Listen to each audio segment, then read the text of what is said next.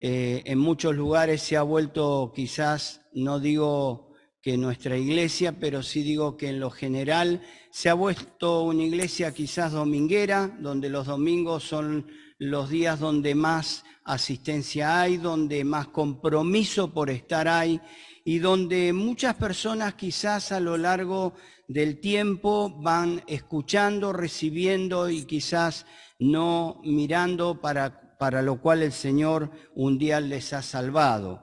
El Señor nos ha salvado con un propósito y no es simplemente de estar sentados escuchando la palabra de Dios, sino con un propósito de usarnos para su gloria. Él tiene un plan para cada uno de nosotros, no sé cuál es el suyo, sí sé que Dios a lo largo de mi vida y hasta el día de hoy sigue trabajando, y muchas veces, me incluyo, nos acomodamos y estamos en una zona de confort que no queremos salir de ahí.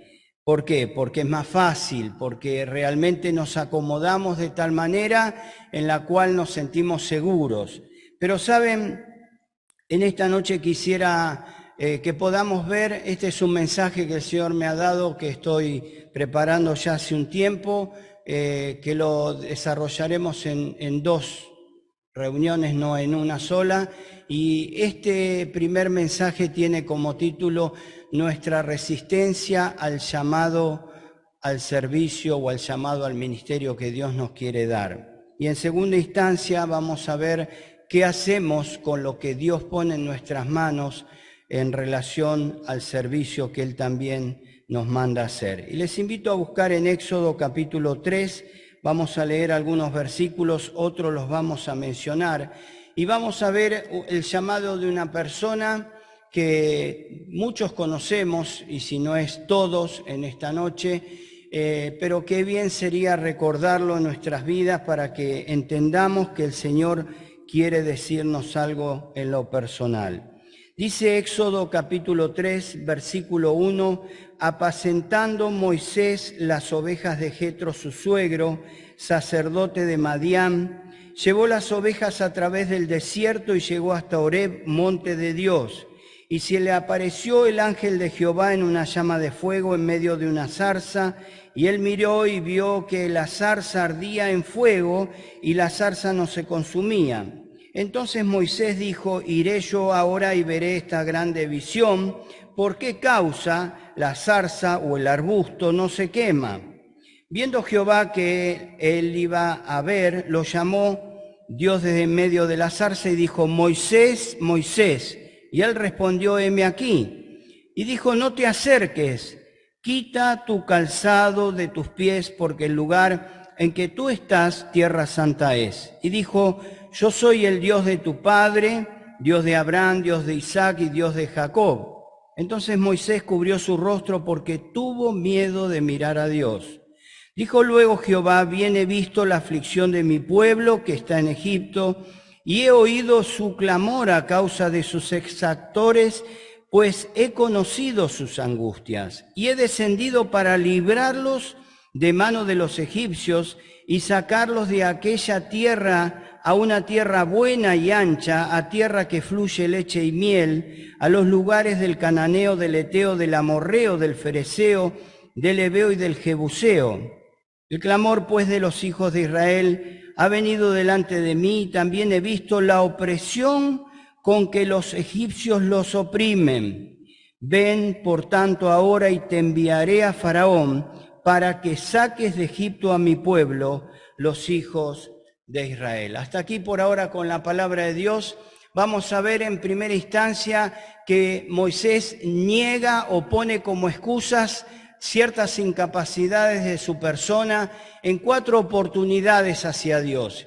Y en una quinta, ya como para finalizar la conversación con Dios, como para desistir de este llamado que Dios le está haciendo, le niega el ir.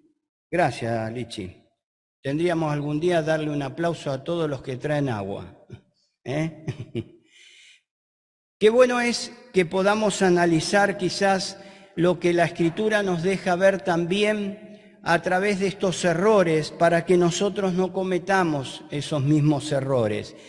Moisés comienza a poner en estas cuatro instancias las excusas y decía en una quinta se niega rotundamente a ir. Y Dios tiene que llegar al punto de enojarse con él. Y realmente cuando pensaba en esto digo, ¿cuántas veces Dios está llamando a mi vida y quiere desafiarme con un objetivo para el cual Él me puso en medio de la iglesia? El propósito por el cual Dios estaba llamando a Moisés no era para ensalzar a Moisés, no era para poner a Moisés como alguien realmente para aplaudirlo, sino porque había una misión que cumplir. Había una necesidad que estaba puesta sobre su pueblo y Dios miraba la aflicción de su pueblo y Dios miraba la necesidad que tenía su pueblo al punto de que había oído el clamor de ellos. Y mis hermanos, quisiera llevarlo a la vida cotidiana que tenemos cada uno de nosotros.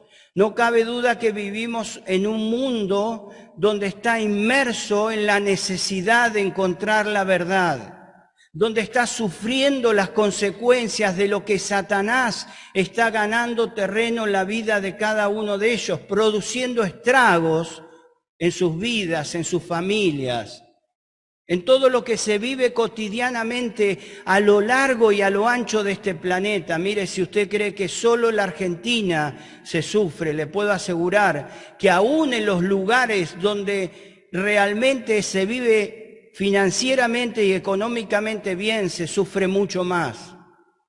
Es que el mal es que todo lo que vive el hombre en su interior no puede ser saciado con otra cosa que no se llame Jesucristo. Y la iglesia tiene un propósito, tiene un objetivo, tiene un llamado. Somos nosotros, cada uno de aquellos que fuimos rescatados. Pero vemos como Moisés comienza poniendo como primera excusa su propia persona. Le dice en el versículo 11 de este mismo capítulo, entonces Moisés respondió a Dios, ¿quién soy yo para que vaya a Faraón y saque de Egipto a los hijos de Israel?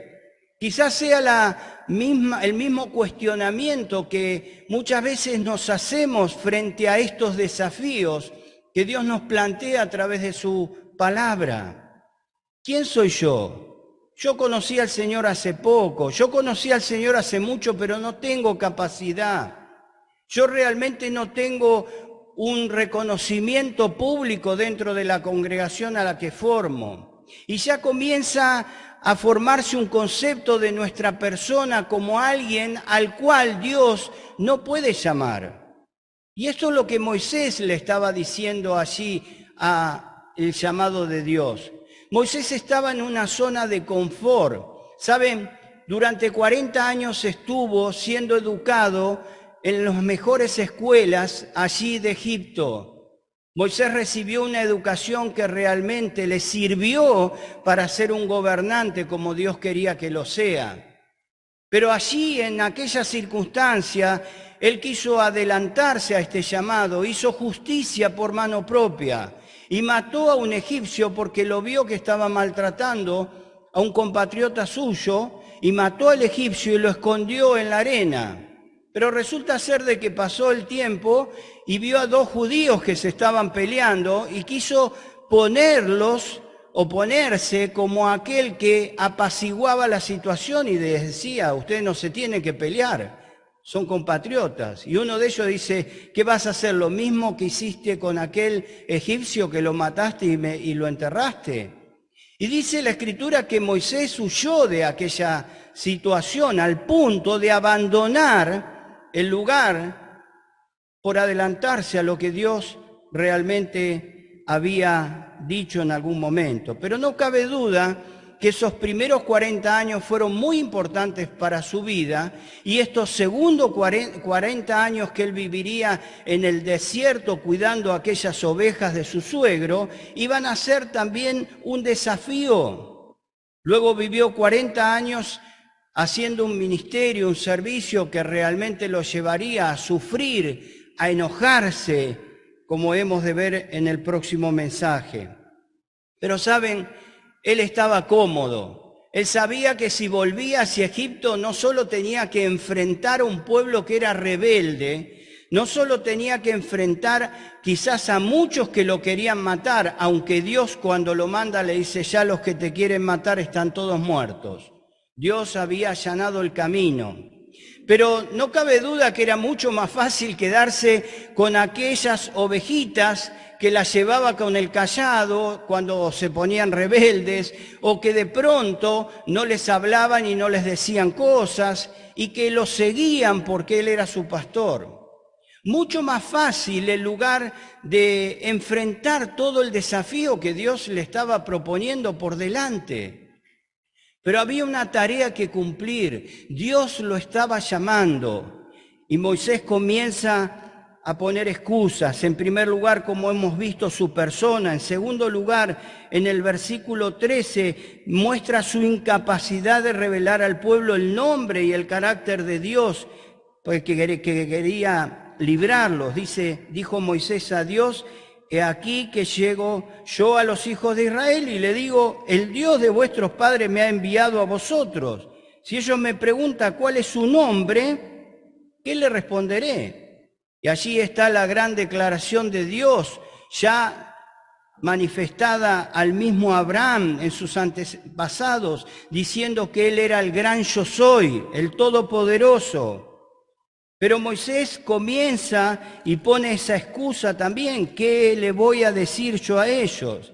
Pero si vamos al capítulo 4, al versículo 1, vamos a ver una tercera excusa, que es la carencia de autoridad que él manifestaba frente al pueblo.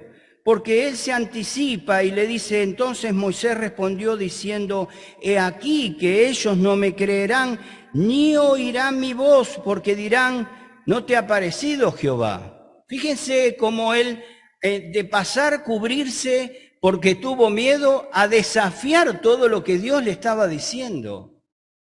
A veces manifestamos tener temor del Señor, pero descuidamos el llamado que el Señor hace a cada una de nuestras vidas. Y les quiero decir que en primer lugar Dios me ha hablado a mí.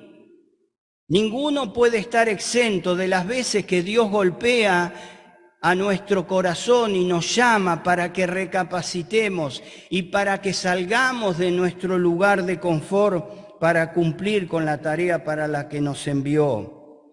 Vemos que Él dice que no iba a tener autoridad.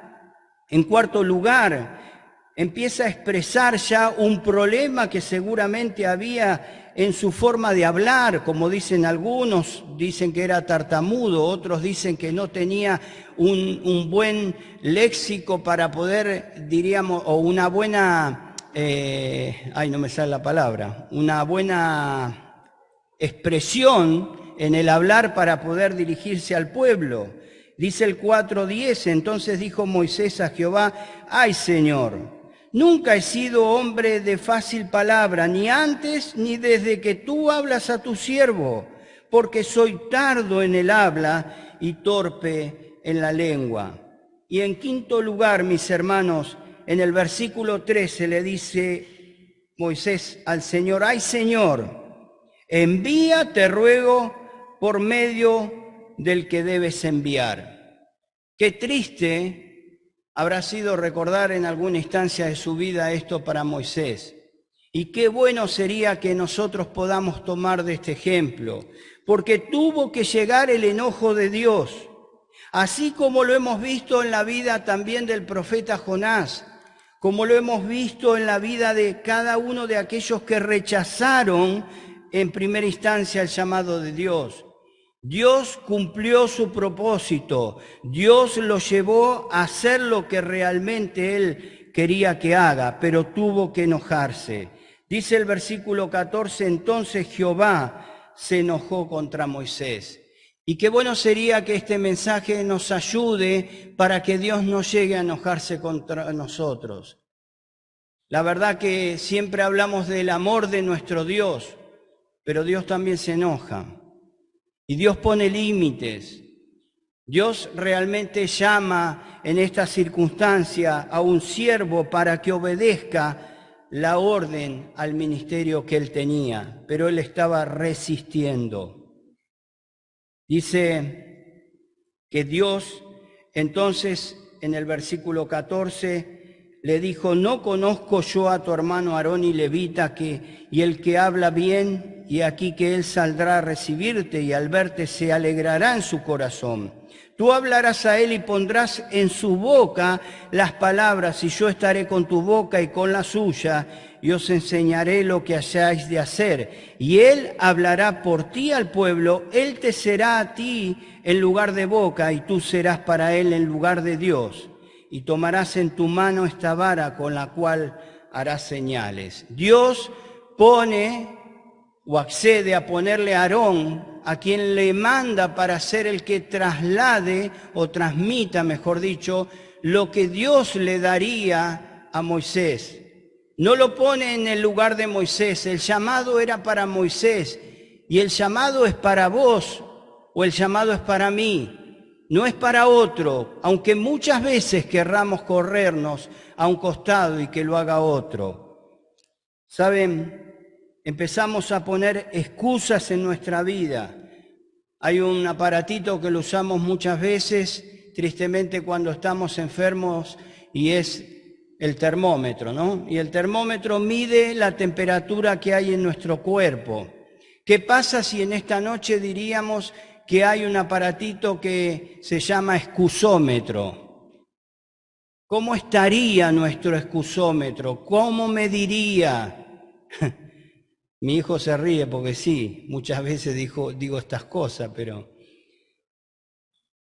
qué verdad es que realmente muchas veces le decimos no, no, no, y se lo estamos diciendo nada más ni nada menos que a Dios. Le decimos no porque pensamos en las dificultades que vamos a tener, nos anticipamos como Moisés.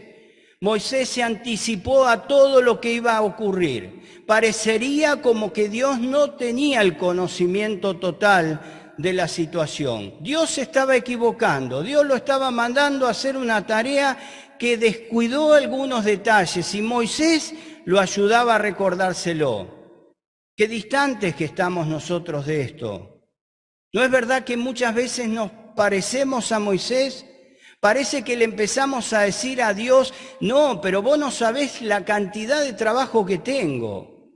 Vos no sabés todos los problemas que tengo en mi familia. O vos no sabés todo lo que me pasa a diario. Y comenzamos a poner excusas, pero no sabés cómo está el país. Hoy no es tiempo de gastar para ir a predicar el Evangelio. Mire, he escuchado en este último tiempo cada cosa que realmente me ha asombrado.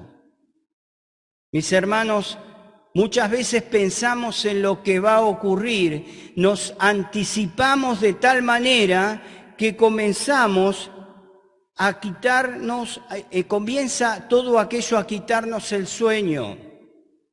Y nos quita el sueño de una manera en que luchamos por anticipado de las cosas que van a suceder. Y no es verdad que aún también todo lo que ocurre en nuestro país nos lleva muchas veces a anticiparnos creyendo como que Dios va a olvidarse de nosotros. Alguna vez leí que de 100 problemas que nos preocupamos, 50 siempre se solucionan solo. No sé de dónde sacan esa estadística, pero es muy probable que ocurra una cantidad similar. 50 se solucionan solo, 25% nunca llegan a ser problemas y el otro 25% ocurre y si no lo podemos resolver, quedarán ahí. Porque lo que no podemos resolver, por más que nos hagamos problemas, no hay manera de resolverlo. Pero Dios, que nos envía, puede resolver absolutamente todo. No cabe duda de que pensar en las dificultades que nos han de ocurrir de anticipado quitan nuestra mirada de quien nos envía para fijarnos al lugar donde vamos. ¿Recuerdan aquellos 10 espías que fueron hasta aquel lugar para ver lo que había? Recordamos a 8 que vieron todo lo malo, pero también recordamos a 2 que vieron todo lo bueno. Vieron todo lo bueno por fe, no vieron todo lo bueno por vista. Tanto Josué como Caleb recordarían de la mano poderosa de Dios. Sin embargo, los otros 8 recordarían todo lo que estaban mirando. Aquellos espías habían mirado donde Dios les enviaría como un problema. Muchas veces vemos los problemas por sobre las cosas que Dios hará milagrosamente. Pero también comenzamos a poner nuestras incapacidades por delante, excusas. Mejor es que lo haga otro. Mejor es cuidar las ovejas de mi suegro, diría Moisés. Y ponemos como excusa, como lo hizo Moisés, que lo hemos visto anteriormente, la incompetencia personal. Nos creemos incompetentes. Pero cuando vamos a ver en otras circunstancias, a veces podemos ver también por falta de posición social.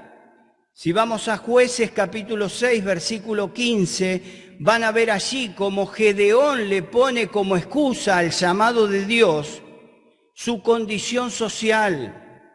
Le dice, yo vengo de una familia que realmente no es una familia de mucho reconocimiento y vengo a ser, inclusive dentro de mi familia, el último. Y Gedeón pone esta excusa en el primer llamado que Dios le hace, cuando Dios le estaba diciendo que él iba a derrotar a los madianitas como un solo hombre. A veces creemos que la condición social nos limita frente a lo que Dios puede hacer a través de nuestra vida. Para Dios no hay cristianos de segunda, no hay cristianos de menor categoría, no son por nuestros estudios. Miren, aquí tenemos muchos hermanos muy preparados y gracias a Dios por ello. Pero permítanme con mucho respeto, y esto sé que Osvaldo siempre lo dice, no son nuestros estudios universitarios, yo no los tengo, por ejemplo, pero realmente no son nuestras capacidades las que pueden llevarnos a cumplir aquellos ministerios para los cuales Dios nos quiere enviar, sino es el poder de Dios obrando en nuestras vidas. Cuando vamos al capítulo 3 de Hechos de los Apóstoles, o capítulo 2 si no me equivoco, vemos allí a Pedro predicando el Evangelio y realmente a las personas asombradas por su falta de instrucción. ¿Cómo puede este hombre hablar de esta manera? Es el poder de Dios obrando realmente en la vida de aquellos que son incapaces. No es una condición social como lo puso Gedeón, o no es una debilidad personal como lo vemos en Jeremías capítulo 1, versículos 6 y 7. Seguramente allí Jeremías al llamado de Dios le dice, no, yo no puedo hacer esto, no tengo la capacidad personal. Y no hay duda de que Dios usó tanto a Moisés como a Gedeón, como lo usó a Jeremías. Y no hay duda que Dios quiere usar nuestra vida para dejar de calentar muchas veces sillas o estar en el lugar de confort, porque quiere hacer una obra a través de cada uno de nosotros. Las excusas nos llevan a dudar del poder de Dios. Pero Dios usa cosas ordinarias para hacer cosas extraordinarias. Dios usa cosas ordinarias para hacer cosas extraordinarias. Vemos cómo Dios usó a través de la mano de Moisés. Fíjense en el capítulo 4, versículo 2, dice, y Jehová dijo, ¿qué es eso que tienes en tu mano? Y él respondió, una vara que usaba con las ovejas seguramente, una vara que tenía para hacer una tarea quizás insignificante frente a semejante tarea que Dios le encomendaría por delante. Pero fue una vara que Dios la transformó en culebra, del cual Moisés dice en la Escritura al principio que iba corriendo, que escapó de ella. Pero Dios lo desafía a agarrar esa vara y aquella culebra se convierte nuevamente en vara. Y cuando Dios lo envía hacia Egipto, le dice, no te olvides la vara. Fíjese, dice el versículo 17, y tomarás en tu mano esta vara con la cual harás señales. Algo ordinario para hacer cosas extraordinarias. Recordamos cada uno de los milagros que Moisés hizo frente al faraón y frente al pueblo, sin descuidar aquello que Dios usó, que era tan insignificante, para mostrar su gran poder.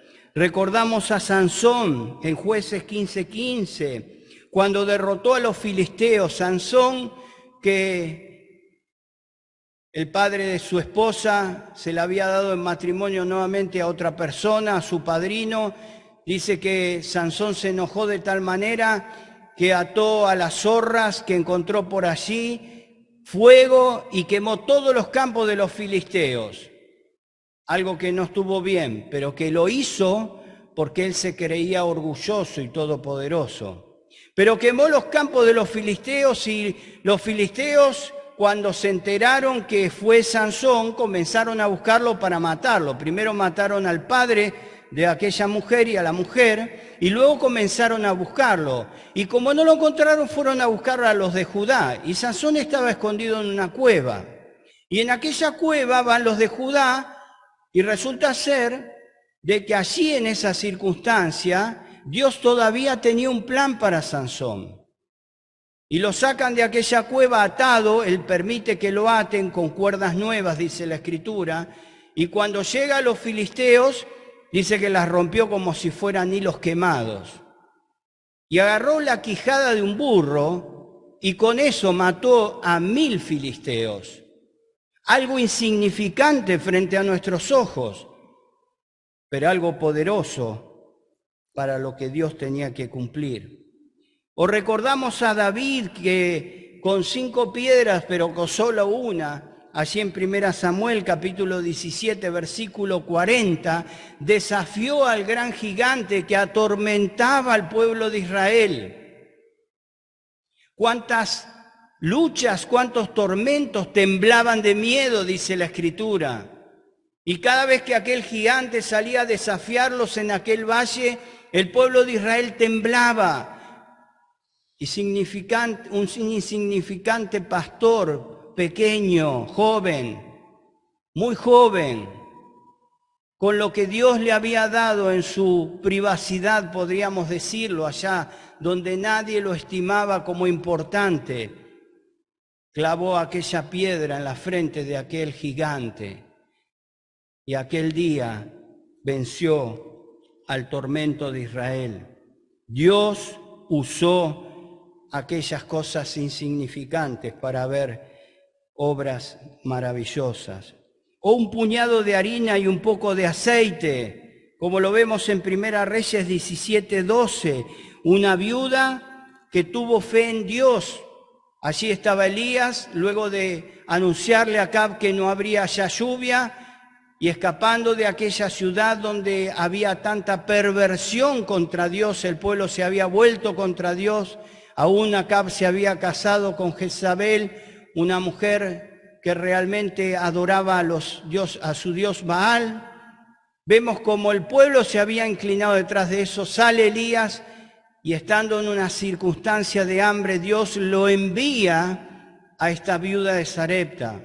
Y cuando llega a aquel lugar, sale al encuentro de esta mujer, porque esta mujer estaba juntando leña para cocinar algo de lo poquito que le quedaba para hacer un poco de pan para ella y para su hijo, y se iba a morir, dice. Y le dice Elías que está bien, pero que se quede tranquila, que no le iba a faltar. Pero cuando le produce o le propone el desafío a la mujer, le dice, bueno, si tenés un poco de harina y tenés un poco de levadura, andá y hacé el pan, pero primero me traes a mí una torta cocida y después comen ustedes. Parecería egoísta, ¿no?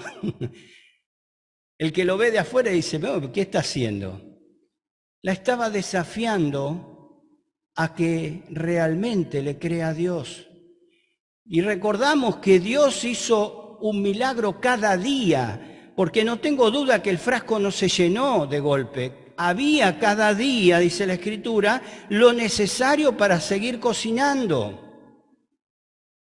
Y recordamos que Dios usó eso para hacer un milagro a través de esta viuda, de verlo su hijo, y también aquel profeta al cual Dios lo usa. O también cuando transcurre ya el desafío en que Elías se enfrenta a aquellos profetas de Baal y luego los mata, cuando recordamos aquel gran milagro que Dios hace a través del profeta, y vemos cómo realmente él sale de aquel lugar y le dice a Acab que ya iba a llover. Le dice, apúrate porque no vas a llegar. Y no había ni una sola nube. Y lo envía a su siervo Elías y le dice, anda al mar a fijarte a ver qué viene, si hay lluvia o no hay lluvia. Parece que le dice, anda a la esquina a ver si llueve. Y lo manda 7 veces. Yo creo que a la quinta ya no sé si hubiese vuelto, ¿no? 7 veces. Y a la 7ª, el siervo le dice, hay una nube como la palma de una mano. Dice, apúrate porque viene la tormenta. Y vino un gran nubarrón, podríamos decirlo, de golpe, viento, y allí llegó el agua que Dios había prometido. Saben, Dios usa cosas ordinarias para cosas extraordinarias. Quizás nosotros podemos sentirnos de esta manera. ¿Qué puede hacer Dios con mi vida? ¿Qué puede hacer Dios con mi vida? Dios quiere usar tu vida y mi vida para cosas que trascienden los tiempos. Porque no hay duda que todo lo que podamos hacer para su gloria no queda en esta tierra. Mire, todos los grandes políticos, aún al que tenemos asumiendo en el día de hoy, que esperamos que le vaya bien, aunque sabemos que Dios es el que pone y saca. ¿Saben? Pueden ser grandes héroes de la historia, pero no pueden trascender en las cosas eternas. Solo los hijos de Dios podemos hacer cosas en la tierra para que trasciendan a la eternidad. Gozo da servir a Cristo, cantábamos. No se lo pedí yo a Tommy, No hay gozo más poderoso en la vida del cristiano que cuando servimos al Señor. Podemos estar atravesando tempestades. Podemos estar viviendo momentos en los que no queremos ni levantarnos. Pero no hay duda que cuando Dios nos usa, allí sentimos gozo. Dios, para ir terminando, nos alienta y nos promete que como lo hizo con Moisés, lo hará con nosotros. Éxodo 4:12 dice, ahora pues ve, y yo estaré con tu boca y te enseñaré lo que has de hablar. ¿Tenemos miedo de hablar? ¿Saben cuántas veces escuché? Pero a mí me da miedo de hablar. Me da vergüenza. Todos tenemos luchas en ese aspecto. Hay que vencer el miedo, porque Dios va a usar nuestra boca. Y usted se va a sorprender, y yo me voy a sorprender de las cosas que Dios dirá y que traerá a nuestra memoria para usarnos para su gloria. Dios estará con nosotros en nuestro hablar. Estará también como estuvo con Gedeón, cuando le dice en Jueces 6:16, pero el Señor le dijo, ciertamente yo estaré contigo y derrotarás a Madián como a un solo hombre. ¿Y recuerdan? ¿Con cuántos marchó Gedeón? 300. Me acuerdo de un corito que se cantaba en Esquel, que lo ponían cuando tenía 18 años, estaba allí en Esquel y ponían con el altavoz, no sé si sigue estando todavía, arriba de todo, el altavoz ponían antes de empezar la escuela dominical, marcha con 300, y contaba la historia de Gedeón. Y saben, marchó con 300 no porque no había soldados, marchó con 300 para que se vea la gloria de Dios. Y quizás podemos decir, pero no hay muchos que me acompañen. Pero el Señor te está llamando. Y el Señor nos llama cada día, no como alguien que nos necesita, sino como alguien que nos quiere hacer participar de su obra maravillosa. También como estuvo con Gedeón, también como estuvo con Jeremías. Jeremías 1, 8 al 10 dice, no le tengas miedo a la gente, porque estaré contigo y te protegeré. Yo, el Señor, he hablado. Luego el Señor extendió su mano, tocó mi boca y dijo, mira, he puesto mis palabras en tu boca. Hoy te doy autoridad para que hagas frente a las naciones y reinos. Algunos deberás desarraigar, derribar, destruir y derrocar. A otros deberás edificar y plantar. ¿Tenemos miedo de cumplir con el llamado que Dios nos hace? ¿Creemos que es un mensaje que puede ofender a alguien? Tristemente, muchas veces la iglesia en este tiempo se ha acostumbrado a dar un mensaje de evangelización light, porque los demás se ofenden de lo que podemos decir, quizás del pecado, quizás hablar de la muerte, de la separación eterna con Dios, pero ese es el mensaje que Dios nos puso para anunciar. Y Dios no nos promete que nos vamos a tener problemas, y si no, mire la historia de Jeremías. Tantas cosas hicieron con Jeremías. A veces le decimos el mal llamado profeta llorón. Yo quisiera ver cómo estaría yo si me hubiesen hecho la mitad de lo que le hicieron a Jeremías. Dios no nos dice que no nos va a pasar nada. Vayan tranquilos. No, Dios nos dice que nos dará poder de lo alto, que nos dará palabras que pondrá en nuestra boca, que nos dará fuerzas y que la gente ni el mundo podrá hacernos frente a lo que nosotros digamos, aunque tengamos que pagar consecuencias.